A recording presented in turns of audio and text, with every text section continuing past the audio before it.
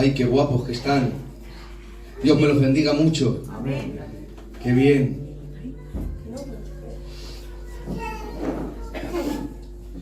¿Cuántos esperan que Dios le hable hoy? Amén. Digan un fuerte amén. Amén. Miren, hoy tengo un sentimiento de parte del Señor, que creo que 100% es parte del Señor. Una de las facetas de un predicador cuando va a predicar, y sobre todo un pastor cuando pastorea, es que la voluntad de Dios siempre esté delante. El sentimiento humano muchas veces aflora cuando hay mucha amistad y sobre todo mucho cariño. A veces si nos pasamos de cariño y no midimos la voluntad de Dios con el cariño con la persona, a veces podemos rayar la raya y a veces tropezamos un poco, porque a veces omitimos cosas que Dios quiere hablar. Amén. Pero como les quiero de corazón, amén, déjenme que le predique la palabra del Señor. Amén. Amén. Miren,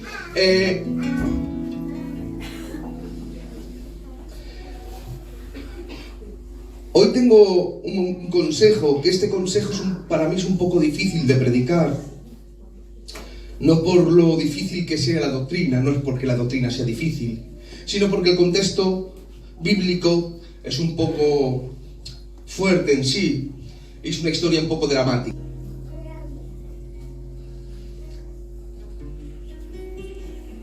Jueces capítulo 21, verso 25, dice así: En estos días no había rey en Israel, y cada uno hacía lo que bien le parecía. Repito, en estos días no había rey en Israel, y cada uno hacía lo que bien le parecía. Esto era un tiempo, el tiempo de los jueces. El tiempo de los jueces era antes que hubiese rey en Israel. Este tiempo abarca sobre 400 años aproximadamente. Desde que el pueblo de Israel sale de Egipto, pasa al desierto, muere Moisés, releva Josué, y cuando Josué muere, se levanta el primer juez, Otoniel. Y así Dios empezó a dar jueces en la tierra. Jueces en la tierra eran hombres igual que usted y que yo, pero capacitados por Dios en ciertos momentos para traer solución y orden al pueblo. ¿Saben ustedes que el pueblo de Dios, en el tiempo de Abraham, cuando Dios llamó a Abraham y quiso decir: de tus lomos sacaré un pueblo donde será bendita todas las naciones, es de ahí donde nace el pueblo de Dios? Y le da preceptos, leyes orales a Abraham. ¿Para qué? Para que cada uno del pueblo de Israel sean conducidos según esas leyes orales y caminen conforme la voluntad de Dios. Va pasando el tiempo, pero tengo que decirles que el hombre no va para arriba, va para abajo, tanto físico y espiritual. Porque el hombre por sí solo no se mantiene. Levantó Dios jueces después de darle la ley a Moisés, porque le dio preceptos orales, tío, a Abraham, pero el hombre no obedecía a Dios hasta que llegó la cautiverio de Egipto. Dios habla a Moisés, Éxodo capítulo 3, dices: te mando porque ese pueblo es mío, he visto su dolor, su quebranto, y quiero librarlos de la mano de Faraón. Los saca de allí, y viendo que aún queman holocausto a un becerro de oro, rompe la ley que Moisés bajó del templo, del monte Sinaí. Pero sin embargo, Dios aún tiene misericordia del pueblo. Amén. Viendo que el pueblo que aquel estaba allí, malvado, con un corazón depravado, muere en el desierto. Pero surge una nueva generación en el desierto. Hombres que no salieron de Egipto, sino que nacieron en el desierto. Viendo la mano de Dios, como aún seguían trabajando en ellos, y como la columna de fuego calentaba por la noche y la nube les tapaba el sol por el día. Viendo cómo Dios hablaba a su siervo Moisés. Pero llega el momento que Moisés sube otra vez al monte y le da las tablas de la ley, la palabra de Dios, y siguen caminando. Llega el momento que el caudillo, aquel legislador Moisés, muere, pero le da el relevo a Josué. Josué es investido por Dios. De tal manera que le dijo, igual que he estado con Moisés, estaré contigo. Ser valiente, esfuérzate, no desmayes, porque yo estaré contigo todos los días de tu vida. Pero cuando Josué murió, se levantó Otoniel, porque el pueblo se decaía.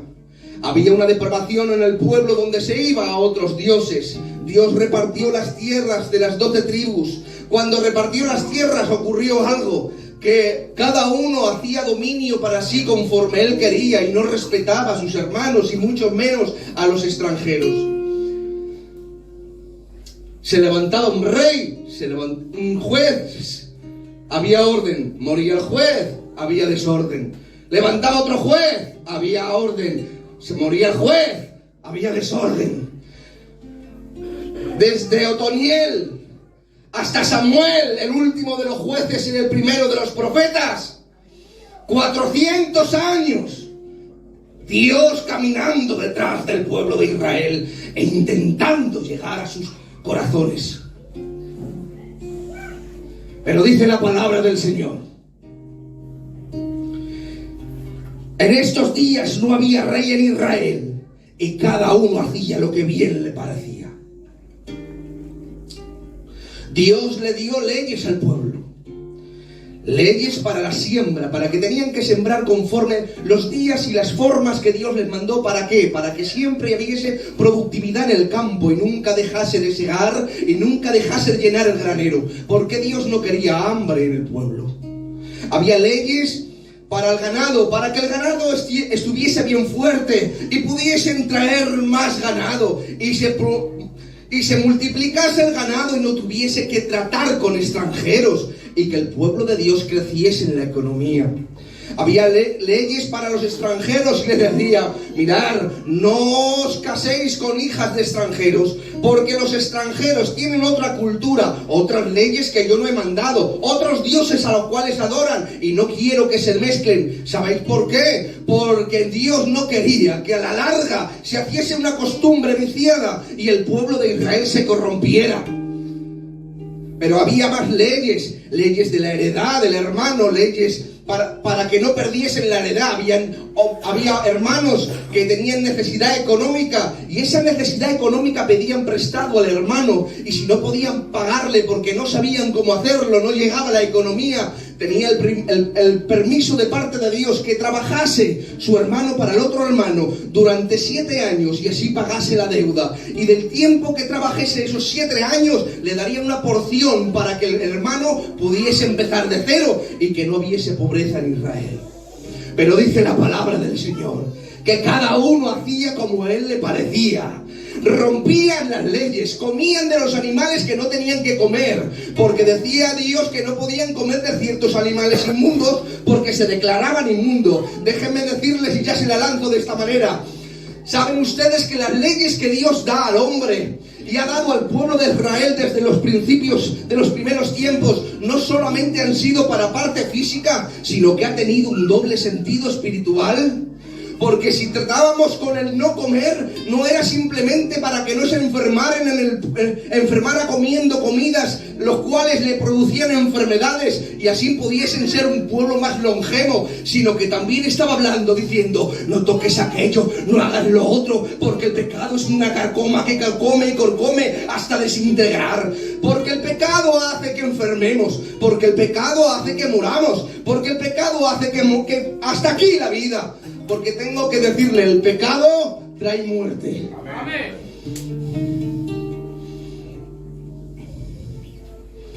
Pero hermanos míos, llegamos al capítulo 19 de Jueces.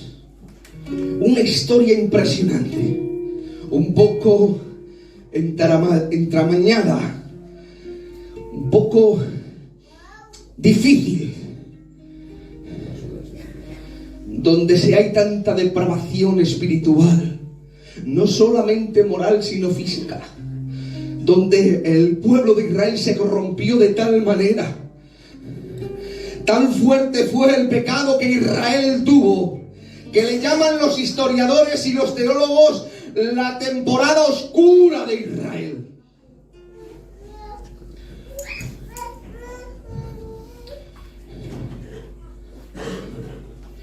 Dice la palabra del Señor que había un hombre llamado Micaías. Este hombre Micaías era ladrón e idólatra, y tenía una madre que era hipócrita, la cual le robaron dinero, y cuando levantó el grito al cielo, al darse cuenta que el que la robó fue su hijo, de mejor de maldecir, bendijo, porque quería tapar el pecado que había en su casa. No le importaba lo que Dios le dijese, porque estos eran depravados, tenían ídolos. Dice la historia que aquella mujer le dijo a los demás: este dinero lo he puesto para Jehová, pero en vez de dedicarlo a Jehová, dice que mandó a tallar estatuas de dioses y de talla de madera y de forja, y los ponían en su casa. En la casa de Gedeón había una estatua de acera. Aquel hombre compró a un levita. ¿Saben para qué? Para que le oficiase su culto a sus dioses. En la casa de Gedeón, donde son los levitas. ¡Ay, Dios mío! Se puso tan cotidiano, tan normalizado el pecado en aquellos lugares, que salía el vecino por la mañana y le decía: vecino, buenos días, ¿qué haces? Nada, vecino, aquí estoy sacrificando un toro a cera. ¡Ay, Dios mío! Como si nada. El pecado era normalizado. No les dolía en el corazón, lo veían tan normal. Habían cosas que eran abominables a Jehová y no les dolía, lo veían normal. ¿Saben por qué? Porque poco a poco el pecado entró en el pueblo. No se daban cuenta, no se enteraban de lo que estaban practicando, y cuando llegó el momento estaban todos depravados. Pero dice la palabra del Señor que había un hombre, un levita, en lo más remoto del monte de Efraín, el cual tenía una mujer, y esa mujer le fue infiel y se fue a la casa de su padre en Belén de Judea. 4 meses tardó aquel levita de recapacitar y pensar lo que iba a hacer con su mujer, de tal manera que dice la palabra del Señor que se fue a Belén, a la casa del pan, a recoger a su mujer, porque quería hablarle con palabras de amor y restituirla donde ella estaba. Pero dice la palabra del Señor que cuando llegó él a la casa de su suegro era hospedador, y lo recibió con alegría, porque ¿saben qué? Él era levita. ¿Saben lo que era un levita? Un levita el que tenía las ropas sacerdotales, un levita el que administraba en el templo, un levita era aquel que tenía los utensilios y los santificaba en el templo. Un levita era un levita, no cualquiera tenía un levita en casa. Lo recibió en casa, le dijo: come y bebe y descansa, y luego sales a tu viaje. Aquel hombre, cuando llegó de su suegro con su criado y sus 2 asnos, llegó allí, estuvo un día, otro día. Discúlpenme, es una historia que tengo que decirla así de esta manera, porque es como lo dice la palabra. No quiero irme del hilo, pero por favor tengan un poco de paciencia y pongan atención, porque esto es palabra del Señor. Amén. Estuvo 3 días, al 4.º día le dijo: mire, con todos mis respetos, pero me tengo que ir para mi casa. Ya he estado muchos días con ustedes y yo tengo que hacer cosas en mi casa. De tal manera que aquel hombre, levantándose por la mañana, le volvió a decir al suegro: toma, come y bebe, que recie la noche y mañana sales. Le dijo: no, es necesario que me vaya. Se fueron de camino, cogió a su mujer, a su criado, de sus 2 asnos, y fueron de camino. Y dice la palabra del Señor que caminando ya reciaba la noche, y su criado le dijo: mira, mi señor, aquí pasamos por la tierra de Jebús, de los jebuseos. Paremos aquí la noche y mañana saldremos de camino porque recia la noche. Aquel levita le dijo: no, yo no puedo quedarme en tierra extraña. Yo no quiero quedarme aquí a dormir. Apresuremos un poco más, apretemos el camino, que llegaremos a una de las ciudades de Israel y allí yo dormiré en mi tierra con los míos. Y llegaron hasta la primera ciudad que se encontraron. Aquella ciudad era Gabá de Benjamín. Aquella ciudad de Gabá de Benjamín, futuramente la dice el Señor en 1 de Samuel como la casa de Cis, padre de Saúl, del rey futuro de Israel. Era donde el rey Saúl nació. Y dice la palabra del Señor que estando allí, dijo aquel levita: iremos allí y dormiremos, alguien nos hospedará. Fueron a la plaza y nadie los hospedó. Cuando ya estaba muy de noche, un hombre anciano bajaba del campo, un hombre que no era de allí, era también de Efraín, y dijo: ¿tú eres levita? ¿De dónde vas y a dónde vienes? Mira, yo vengo de Belén y voy a Efraín, que es donde vivo, y he pasado por aquí para ver quién me puede prestar un cobijo y pasar la noche. Dice: ¿nadie te la ha dado? Dice: no, pero no se preocupe, oiga, que yo tengo comida para mi ganado, tengo comida para mí, para mi esposa, para mi criado, no me hace falta de nada. Dice: tu paz caiga en mí, hoy dormirás debajo de mi techo. Y aquel hombre le dio de comer, de beber, y cuando estaban allí en la casa, que estaban bien a gusto, dice la palabra del Señor, que se reunieron un montón de hombres de la tribu de Benjamín, malvados ellos, y tocaron la puerta. Dice: ¿quién es? Somos nosotros de Benjamín. Discúlpenme, todo lo que voy a decir es Biblia, y creo que la Biblia es más santa que yo. Amén.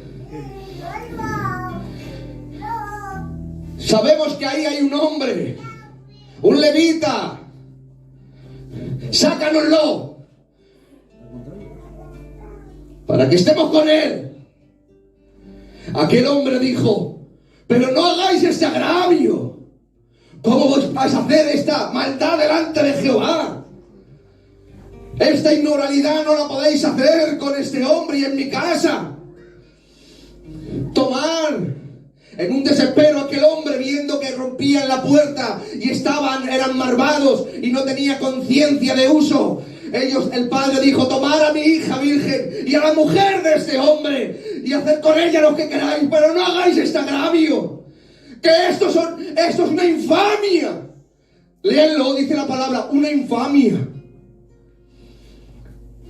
Querían romper la puerta. Aquel anciano, como pudo, echaron a la mujer fuera, cerró la puerta, y como que se conformaron los hombres.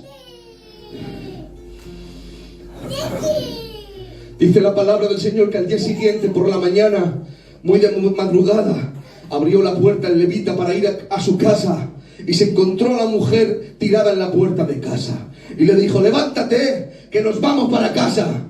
Y dice la palabra: y no halló respuesta porque había muerto.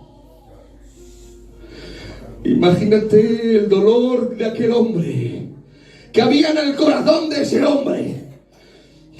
Le echó como pudo en el burro y se fue a su casa. Caminando miraba al cielo, decía: Dios mío, ¿hasta dónde hemos llegado? ¿Qué es esto? Hasta esta infamia hemos llegado. Hemos permitido todo. Hemos permitido el pecado. Hemos permitido los ídolos. Hemos permitido comprar robado. Hemos permitido mentir, estafar. Hemos permitido vivir como filisteos. Mucho pecado. Pero hasta ahora, hasta aquí hemos llegado. Pero que esto no puede ser. Que esto es un pecado muy grande. Que esto es una infamia. Que esto no lo podemos permitir. Y pegó un grito al cielo. Llegó roto por dentro. Llegó a su casa, dice la palabra del Señor.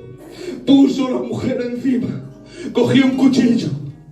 Partió a la mujer en 12 trozos. Al número de los trozos de las tribus de Israel y mandó a esparcirlas por cada tribu. La tribu de Dan recibió un trozo, la tribu de Neftalí recibió otro trozo, la tribu de Gad recibió otro trozo, y así consecutivamente todas las tribus recibieron un trozo. Y dice la palabra del Señor que los ancianos echaban manos en la cabeza y decían: ¡ah! Léanlo, lo pone así: jamás se ha visto cosa igual en Israel desde que los hijos de Israel salieron de Egipto. ¡Qué dolor! ¿Hasta dónde hemos llegado? ¿Qué pecado hemos hecho? ¡Ay, Dios mío! ¡Cuánta penalidad hay en nuestra casa! Que han querido abusar de un levita, que han querido corromper el templo. ¡Esto es diabólico! Dice la palabra del Señor que se juntaron desde Dan hasta Beerseba todos los jefes de las tribus de Israel, todos los ancianos y 400.000 hombres empuñando espada, porque las entrañas le ardían, porque había algún pecado que no lo podían soportar, porque todos eran pecadores. Dan era idólatra, el otro también, el otro permitía otra cosa, y todos no cumplían con la voluntad de Dios. Pero vio aquel mensaje sin palabras, que era tan fuerte que le conmovió las entrañas, y dijeron: hasta aquí. Aleluya. No podemos aguantar más. Aleluya. Llamaron al levita: cuéntanos, ¿qué ha pasado? Dice: ¿qué ha pasado? Que yo venía desde la casa de mi suegro, me fui camino para mi casa de Efraín, y no quería parar en la tierra de Jebús porque era tierra extraña, y he adelantado un poco el paso para ir a la casa, a Israel, a Gabá de Benjamín, porque ahí quería dormir en paz. He hallado que en mi propia casa, en mis propios hermanos, hay más pecado en Israel que en Jebús. Más pecado en Israel, en la casa de Dios, que en Jebús. Porque si yo me fuera quedado en Jebús, esto no fuera pasado. Mira lo que ha pasado. Mirad lo que les he hecho. Que Benjamín se ha depravado. Ha roto ya la barrera. Ha rayado la raya. Ya no hay más techo. Hermanos, aquellos ancianos, mirando alrededor, dijeron: ¿dónde están los benjamitas? ¿Dónde están? Pero los benjamitas, a pesar de haber recibido también el trozo del cuerpo, no vinieron. Los benjamitas eran 26.000 hombres que no vinieron. Les dijeron: traernos los hombres depravados, que le hagamos justicia, porque eso es una ofensa a Dios. Y en vez de darle los hombres, los arroparon. No les conmovió el mensaje sin palabras, porque habían 700 hombres de ellos, dice la palabra del Señor, que eran tan diestros, eran zurdos con la honda. Dicen que tiraban la piedra con la honda y daban un cabello en el aire y no erraban. Eso dice la palabra. Se creían autosuficientes. Sabían que podían con más de 10 hombres cada uno. Pero el pueblo de Israel dijeron los ancianos: que no han venido, que no le ha dolido en el corazón, que las entrañas no le ha movido esta infamia. ¡Matarlos! Y dice la palabra que disminuyeron el número de los 400.000 hombres, porque para ellos era una ofensa a Jehová ir con toda la fuerza contra sus hermanos. Y dice la palabra del Señor que de 1.000 cogieron 100, de 100 10, así conforme el número de los benjamitas. Pero dice la palabra del Señor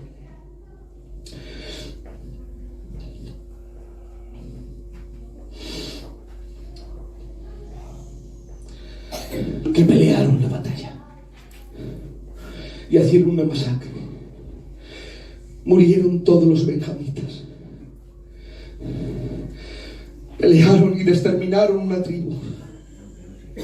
Solo quedaron 600 que se escondieron en las peñas del monte. Y cuando vieron los ancianos todo el destrozo de la consecuencia del pecado, dijeron: ¡ay, Dios mío! ¿Pero hasta dónde hemos llegado? Pero que nuestros propios hermanos han sido aniquilados por el pecado. ¿Qué depravación es esta? ¿Hasta dónde hemos llegado? Hemos permitido todo. Señor, ¡ay, Dios mío! Ya no se va a cumplir tu palabra en nosotros. ¡Cuánto pecado! ¡Cuánto dolor! Tus bendiciones ya no vienen, porque se ha roto la casa, porque ha habido infamia. Hemos consentido matar hasta nuestros propios hermanos. ¡Qué indolencia! ¡Qué dolor dentro del alma!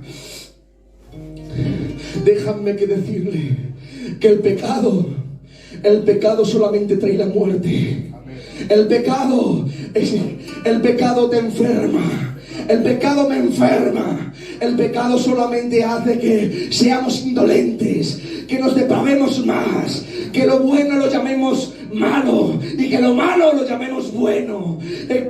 Y ya, hermanos míos, cuánto dolor, cuánto sufrimiento en la casa de Dios. Años viniendo a la iglesia, años viniendo a hacer las reuniones y muchos pecados internos. Estoy vendiendo falsas marcas, no pasa nada. Mira, hoy tomo aquello, no pasa nada. Mira, que he mentido para vender y hacer engaños, no pasa nada. Que he cogido jojanón, no pasa nada. ¡Ah! ¿Cuántos pueden levantar un grito al cielo y decir: Señor, cuánto pecado? Quiero cambiar, quiero cambiar, quiero cambiar.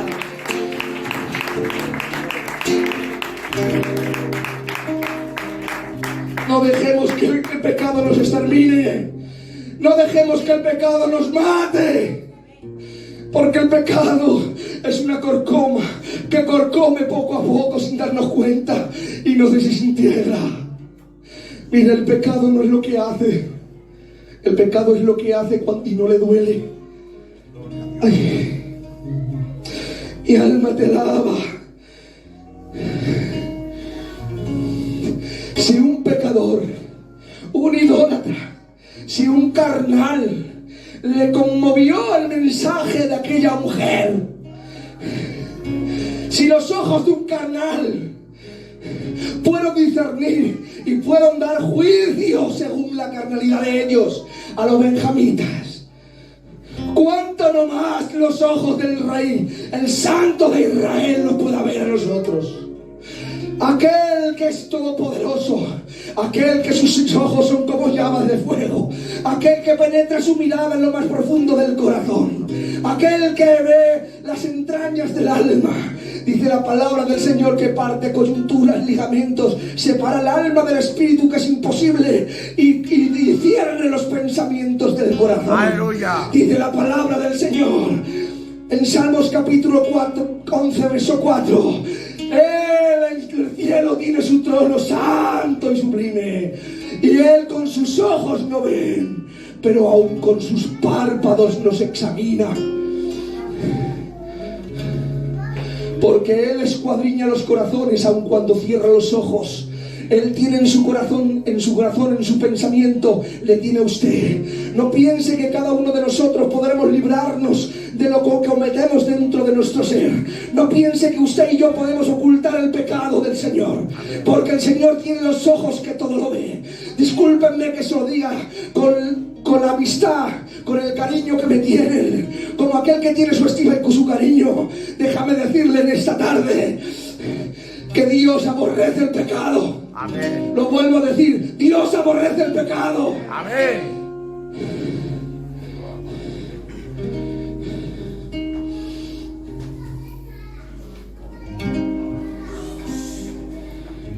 ¿Cuántos años hace que estamos conociendo al Señor? ¿Cuánto tiempo llevamos en el camino del Señor y parece ser que no hemos habituado a estar sentados en la silla, culto a casa al culto, y levanto la mano cuando hay una predicación con buena elocuencia y no he escuchado algo nuevo y digo, algo nuevo? Saben, discúlpeme, tenemos el espíritu de los no sé cómo se dice, de los griegos, que solamente querían escuchar mensajes nuevos. Tantos dioses tenían, tantos altares, que solamente escuchaban nuevas elocuencias. Y por si acaso había algún dios que no conocían, tenían un altar que ponía al Dios no conocido. Muchas veces venimos al culto con ese espíritu, a ver si viene algo nuevo. Vivimos el evangelio de esa manera y nunca ponemos las manos en el arado, nunca empezamos a arar la tierra, a quitar las piedras que molesta para la siembra de la palabra. Ay, cuántos han dicho quiero quitarme de fumar, y cuántos años estamos fumando. Ay, otros han dicho quiero quitarme de los negocios que me apartan de las cosas del Señor. Amén. ¿Y cuánto tiempo estamos esperando para que nos quitemos de esos negocios? No sabemos, no entendemos que Dios lo que ama es nuestra santidad. No entendemos que Dios una y otra vez está diciendo, no me agrada que hagas esto, quiero caminar a tu lado, pero si hay algo, un ápice, algo que sabe usted que no le agrada al Señor, ¿por qué lo sigue haciendo? Un simple cigarrillo. Yo sé que esto es popular y estoy hablando con la palabra a muchos, pero un simple cigarrillo a Dios no le agrada. Hemos adoptado es que no es pecado, es un desorden. ¿Quiere vivir con desorden?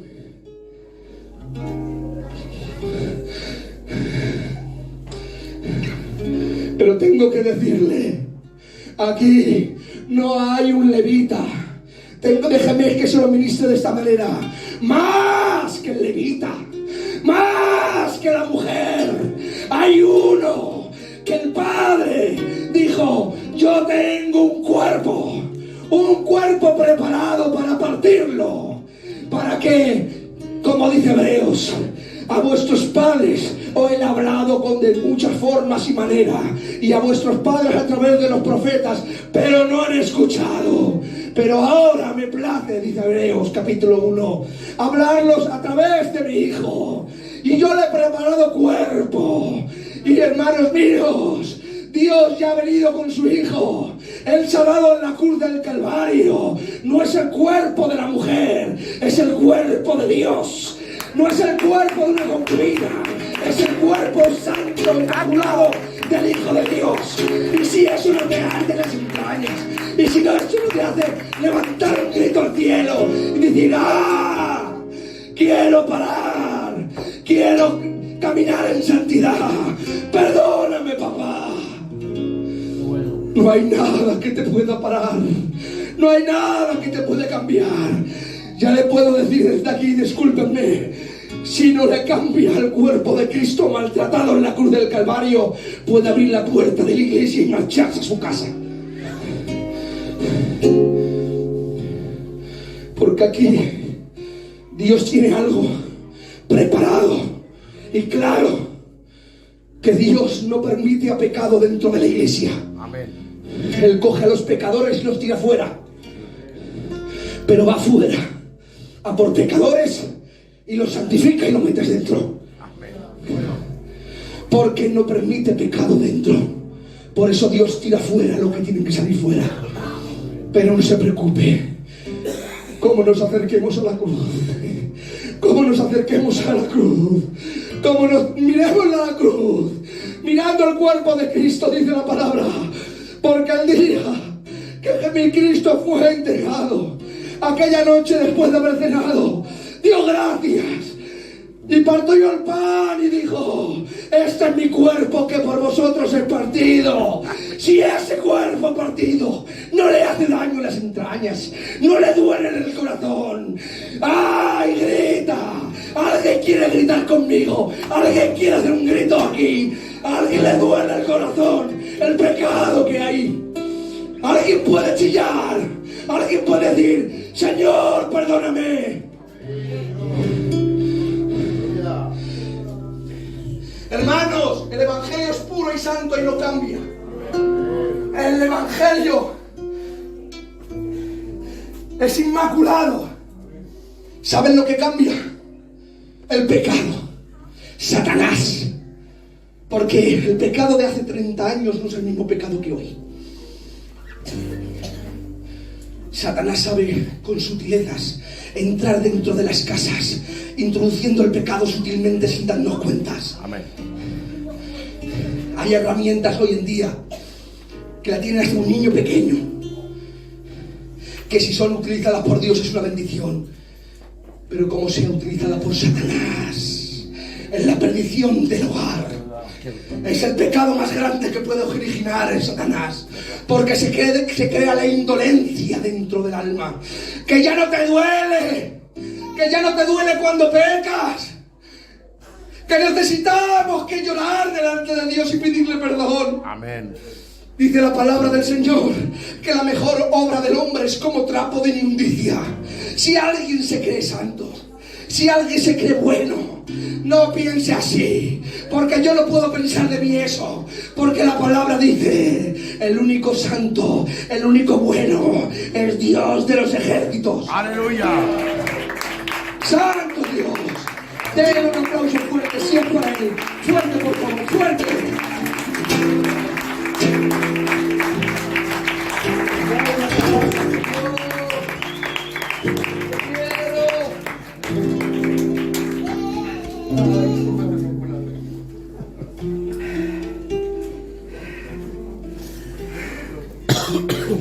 Señor mío, dame fuerzas. Permitimos que familias valientes entren dentro de la iglesia y dicen que se han convertido y siguen con la valentía dentro, guardando las armas en la casa, y dicen que Dios es un defensor.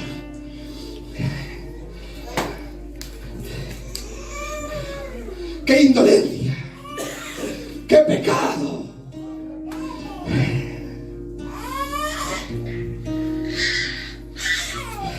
Discúlpenme, hermano, la palabra del Señor. Ay de aquel que quita una coma a una tilde.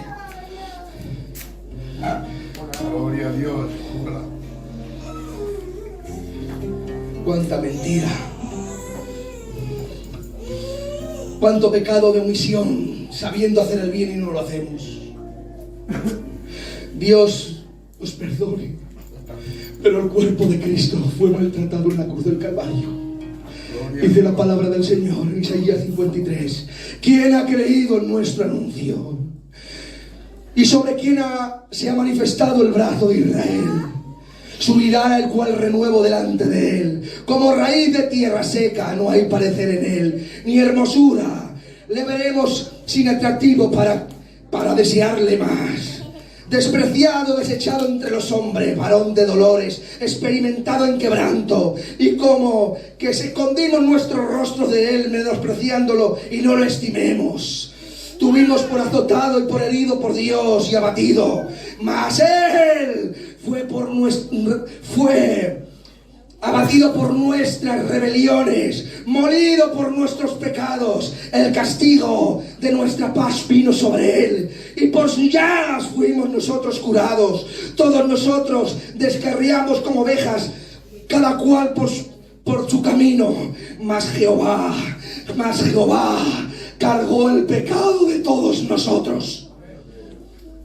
Dice el Salmo 22: Padre, ¿por qué me has desamparado? De día te aclamo, no hallo respuesta. De noche tu auxilio está lejos de mí. Mi corazón se derrite dentro de mí como cera.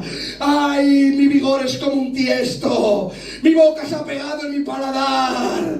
Pero con todo y eso, aquí estoy. Un verbo eterno. Porque si vamos a sus pies, Él sé que ha muerto por cada uno de nosotros. Ese que su cuerpo ha sido partido por cada uno de nosotros. A Él viene a restaurar nuestras almas. Aleluya. Viene a santificar nuestro corazón. Amén. Viene a poner en pie nuestro caminar.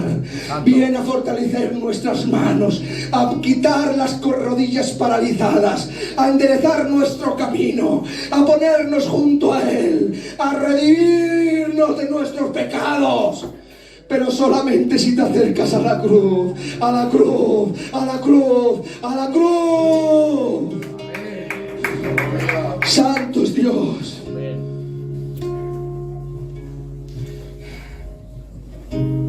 Ya termino. ¿Saben ustedes que el rey Israel, con todo el pecado que tuvo, vio más que usted y que yo, que aún estamos en la gracia, más que ninguna dispensación?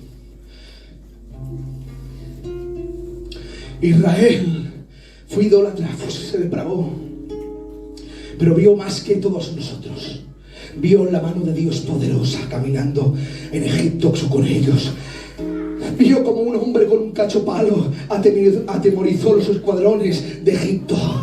Vio que Moisés doblegó a Faraón con 4 moscas, con 4 ranas, con 4 piojos. Dice la palabra del Señor que aún los carros herrados de Faraón no prevalecieron, no pudieron vencerles. Mandó el ángel de Jehová y ellos vieron que el poder de Dios, manchando con la sangre los dinteles de la puerta, pasaban de los primogénitos de Egipto, de Israel, y los primogénitos de los egipcios. Como no tenían a Dios, todos murieron. Ellos vieron cuando pasaron al desierto, vieron como la peña de Oreb les seguía y manaba de ellos agua, litros de agua para más de 3 millones de personas. Vieron que por el día, con el sol desolador, más de 50 grados, no les quemaba el sol porque había una nube que los cubría. Pero por la noche, una columna de fuego, calentando del primero al último en las noches tan heladas del desierto. Ellos vieron como las codornices caían del cielo. Ellos vieron como no cocinaban y Dios cocinaba por ellos. Le caían el maná de reyes. ¡Santo Dios! Pero también vieron como Dios del Sinaí bajó la santa palabra. La tribu de Benjamín es la tribu que está en Gabá, en la parte más lejana de Jerusalén, en la parte más lejana de Belén. Y dice una vez, yo entiendo ahora a Saúl, que dice que un día Cis perdió unas asnas, su padre, y fue a buscarlas, y le dijo: hijo, ve con el criado a buscarlas, porque las asnas significa la labranza, el trabajo, el poder transportar la comida, o sea, la economía de la casa. Vete, que es necesario, vete y búscala. Dice que estuvieron 3 días buscando las asnas y no la encontraron. Y el criado le dijo a Saúl: Saúl, vamos a Samuel y hablemos con él, a ver, y consultémosle. Dice: ¿pero qué vamos a llevar a Samuel? ¿Pero qué dices, hombre? ¿Qué vamos a llevar? ¿Qué presente vamos a acercarnos delante del hombre de Dios? Y fueron atemorizados. Llegó allí y le consultó. Y dijo Samuel, riéndose: para cuidado, que las asnas se la ha encontrado tu padre, está en tu casa. Pero tengo que decirte a ti algo. ¿Es que no sabes que lo bueno y el vigor de Israel es para ti y para tu casa? Se queda mirando Saúl a Samuel y dice: pero Samuel, lo dice así la palabra, pero es que no sabes que soy de la tribu de Benjamín. Es que no sabes que soy de la tribu más pequeña. Es que no sabes que soy de la tribu aquella que está más allá. Y se volvió para su casa, loco. Y bajando para su casa, dice, capítulo 10 de 1 de Samuel, verso 20, dice la palabra del Señor, que su tío lo llamó y dice: Saúl, ¿dónde has ido? Dice: a buscar las asnas. Pero como no lo he encontrado, ha consultado a Samuel. Dice: pero dime qué te ha dicho. ¿Que has ido a Samuel? ¿Qué te ha dicho Samuel? Y dice Samuel la palabra, que Saúl le dijo que iba a consultar las asnas, pero del reinado no le dijo nada. Días después, a todo Israel para poner rey, y dijeron: uno de la casa de Benjamín, traérmelo, que ese Dios ha querido que sea rey. Y dice la palabra, y buscando a Saúl, no lo encontraron. Y Dios le dijo a Samuel, está escondido detrás del bagaje. Entiendo a Saúl. Entiendo que era una ofensa. Porque Saúl no estaba hablando de humildad. Estaba hablando de humillación. Porque la humillación es agachar el rostro cuando he hecho algo malo. Pero la humildad es todo lo contrario. La humildad es saber que yo tengo más que el que tengo de frente y hacerle sentir que como que tiene más que yo. Samuel no usaba de humildad, usaba de humillación. Se escondía porque decía, ay, qué vergüenza, ay, qué lache, yo, benjamita, coronado en Israel, con el pecado que hemos hecho. Y ahora yo pregunto, Señor, pero ¿cómo le das un reinado a Saúl, a los benjamitas? Si sabes que van a pecar, que sabes tú que va a pecar y va a tirar al suelo el reinado y tu palabra. Pero Dios decía, no saben ellos quién soy yo todavía. Porque yo sí que uso de humildad y de misericordia. Porque yo al caído le doy la oportunidad para que el día de mi conocimiento anticipado de todas las cosas, cuando el día de mañana ellos vengan al juicio delante de mí, nunca tengan en su boca que me has tratado con el pie, que no me has dejado vivir, que me has perseguido la mancha negra de mi tribu. Yo no podía hacer nada. Pero yo te levanto, te restituyo, Saúl, te pongo por rey y limpio la frente de tu casa. Solamente son aquellos restituidos, aquellos que vienen delante de la cruz. Porque Dios perdona y da oportunidad al más pecador de todos. Pero tengo que decirles, como usted viva el Evangelio, como yo viva el Evangelio verdadero y puro, las bendiciones son eternas. Las bendiciones son grandiosas. La restitución es completa. Dios no hace nada a medias, lo hace por completo. Y yo digo en esta tarde, y si está en su corazón, si no, si está en su corazón, ¿cuántos han decidido hoy cambiar? ¿Cuántos han decidido, levante su mano, cuántos han decidido en su corazón decir, Señor, perdóname, santo es tu nombre? Hermanos míos, lejos de mí está sacar amenes en los cultos. Cercano a mí está hacer llorar en los corazones a través de la palabra. Porque dice la palabra del Señor, la tristeza que es por el Espíritu es para salvación. Y yo quiero que se contristen en esta tarde por el mensaje que hoy Dios ha permitido estar. Que lo tomemos con compromiso, con seriedad. Porque déjenme decirle, Dios tiene gracia, pero no es gracioso. No le ríe la gracia a nadie. No permite el pecado dentro de la casa, pero sí da oportunidad. Si alguien ha venido pidiendo socorro, si alguien ha venido pidiendo auxilio, si alguien ha sentido en el corazón, en sus extrañas, el palpitar del llamamiento santo, por favor, cierren sus ojos hoy. Cierren sus ojos. Yo rogaría a mi tío Eduardo, por favor, que haga una oración al Señor. Señor y Padre de nuestro Señor Jesucristo, gracias te da mi alma en esta tarde por tu palabra y por tu siervo, Padre. Te ruego por esta iglesia, para que tú la sigas bendiciendo, tratándola, limpiándola, Padre, como tú sabes hacerlo, Padre. Gracias por este día, en el nombre de Jesús. Amén. ¿Cuántos dicen un fuerte gloria a Dios? Gloria a Dios. Hermanos míos, necesitamos hacer un examen de autoconciencia para poder vivir conforme a la voluntad de Dios. La otra vez les decía a mis hermanos, tengo tanto temor a equivocarme como pastor, porque no quiero hacer las cosas indebidas. No quiero que mi sentimiento hacia ustedes sea por amor humano, carnal, porque les amo, sino que sea un sentimiento equilibrado por la palabra del Señor. Porque si el hombre actúa al poco tiempo, por bueno que parezca, se acaba todo. Pero como Dios actúe, la obra permanece. Limpia, santifica y levanta. Santo es Dios. ¿Cuántos dicen un fuerte gloria a Dios? Amén, amén. Vamos a sacar una alabanza, ¿de acuerdo? Así le damos tiempo al tío Jesús que cuente las ofrendas, y así alabamos al Señor en esta tarde.